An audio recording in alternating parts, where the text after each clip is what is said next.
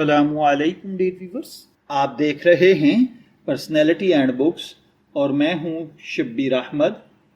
اردو ادب کی تاریخ میں اگر مزاح و ظرافت کی بات کی جائے تو چند نام ایسے ہیں جو ہمیشہ سنہری حروف میں لکھے جائیں گے، اور ان میں سب سے نمایاں نام پطرس بخاری کا ہے۔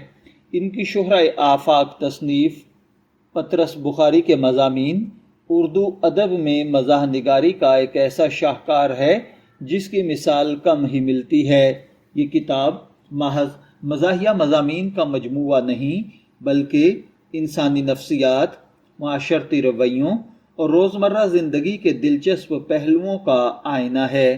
یہ کتاب پہلی بار 1927 میں شائع ہوئی اور آج تقریباً ایک صدی گزرنے کے باوجود اس کی تازگی، دلکشی اور معنویت میں کوئی کمی نہیں آئی۔ یہی اس کتاب کی سب سے بڑی کامیابی ہے کہ ہر دور کا پڑھنے والا اس سے لطف اندوز ہوتا ہے۔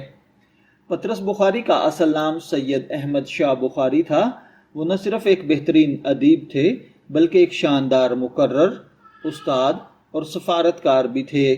انہوں نے گورنمنٹ کالج لاہور میں تدریس کے فرائض انجام دیے اور بعد ازاں اقوام متحدہ میں پاکستان کے نمائندہ بھی رہے۔ ان کی شخصیت میں شگفتگی، ذہانت، حاضر جوابی اور گہرائی کا حسین امتزاج تھا جو ان کے مضامین میں بھی صاف نظر آتا ہے۔ پطرس کے مضامین میں کل 11 مضامین ہیں۔ جو مقام ان کو حاصل ہے وہ کئی ضخیم کتابوں کو بھی نصیب نہیں ہوا۔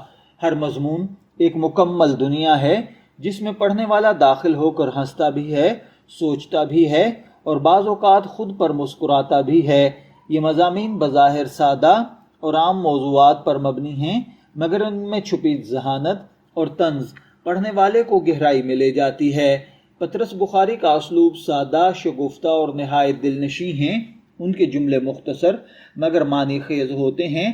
وہ پیچیدہ بات کو انتہائی آسان اور مزاحیہ انداز میں بیان کرنے کا ہنر رکھتے ہیں۔ ان کی تحریر میں نفیس مزاح، شائستہ طنز، غیر مبالغہ آمیز انداز، فطری مکالمہ، خود تنقیدی ہے۔ وہ قاری کو ہنسانے کے لیے چیخ و پکار یا غیر ضروری مزاح کا سہارا نہیں لیتے بلکہ ایک مہذب اور ذہین مزاح پیش کرتے ہیں۔ ان کے اہم مضامین کا اگر تجزیہ کیا جائے تو ان میں سب سے پہلے نمبر پر ہے ہاسٹل میں پڑھنا۔ یہ مضمون طلباء کی زندگی کی مشکلات اور مزاحیہ حالات کو بیان کرتا ہے۔ پطرس نے ہاسٹل کی زندگی کے چھوٹے چھوٹے واقعات کو اس خوبصورتی سے بیان کیا کہ ہر طالب علم خود کو اس میں دیکھ سکتا ہے۔ دوسرے نمبر پر اگر بات کی جائے تو وہ ہے مرزا کا انجام۔ یہ اردو ادب کا ایک شاہکار مزاحیہ کردار ہے۔ مرزا ایک سادہ، عجیب و غریب اور حد درجہ دلچسپ شخصیت کے مالک ہیں۔ ان کے ذریعے پطرس نے انسانی کمزوریوں کو بڑی خوبصورتی سے اجاگر کیا ہے۔ تیسرے نمبر پر ہے کتے۔ یہ مضمون اردو ادب کی سب سے مشہور مزاحیہ مضامین میں شمار ہوتا ہے۔ اس میں مصنف نے کتوں کے ساتھ اپنے تجربات کو اس انداز میں بیان کیا ہے کہ پڑھنے والا ہنسی روک ہی نہیں پاتا۔ چوتھے نمبر پر ہے میں ایک میاں ہوں۔ یہ مضمون مشرقی معاشرے میں مرد کی نفسیات اور اس کی کمزوریوں پر طنز ہے۔ پطرس نے خود کو موضوع بنا کر معاشرتی حقیقتوں کو اجاگر کیا ہے۔ اور اس کے بعد ہے لاہور کا جغرافیہ۔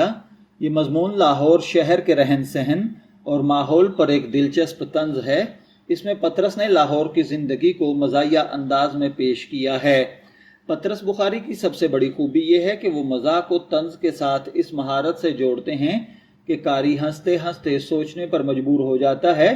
ان کا طنز کبھی تلخ نہیں ہوتا بلکہ نرم اور شائستہ ہی رہتا ہے۔ پطرس کے مضامین صرف مزاحیہ کتاب نہیں بلکہ انسانی نفسیات کا گہرا مطالعہ بھی ہے۔ پطرس نے انسان کی کمزوریوں، عادتوں اور رویوں کو نہایت باریکی کے ساتھ بیان کیا ہے۔ اس کتاب کو اگر زبان و بیان کے حوالے سے دیکھا جائے تو کتاب کی زبان سادہ اردو ہے جس میں مشکل الفاظ کم اور عام فہم انداز زیادہ ہے۔ یہی وجہ ہے کہ یہ کتاب ہر طبقے کے لوگوں کے لیے قابل فہم ہے۔ یہ کتاب اردو ادب میں ایک سنگ میل کی حیثیت رکھتی ہے۔ اسے اردو مزاح کی بنیادی کتابوں میں شمار کیا جاتا ہے۔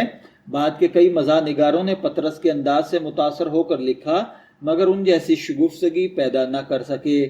اگرچہ یہ کتاب شاہکار ہے مگر اس پر کچھ تنقید بھی کی جاتی ہے کہ اس میں مضامین کی تعداد کم ہے، کچھ مضامین کا موضوع محدود ہے، جدید دور کے کچھ پڑھنے والوں کے لیے رفتار سست محسوس ہوتی ہے، لیکن یہ تمام نکات اس کتاب کی عظمت کو کم نہیں کرتے۔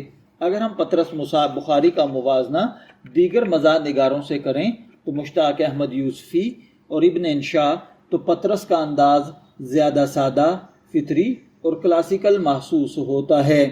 یہ کتاب پڑھنے کے بعد خوشگوار محسوس ہوتا ہے، اپنی کمزوریوں کو ہم پہچان لیتے ہیں اور زندگی کو پازیٹیو انداز میں سمجھنے لگتے ہیں۔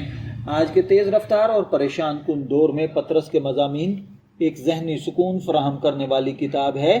یہ نہ صرف تفریح دیتی ہے بلکہ سوچنے کا انداز بھی بدل دیتی ہے۔ آخر میں یہ کہنا غلط نہ ہوگا کہ پطرس کے مضامین اردو ادب کا ایک لازوال شاہکار ہیں۔ پطرس بخاری نے جس انداز میں مزاح اور حقیقت کو یکجا کیا ہے وہ آج بھی بے مثال ہے۔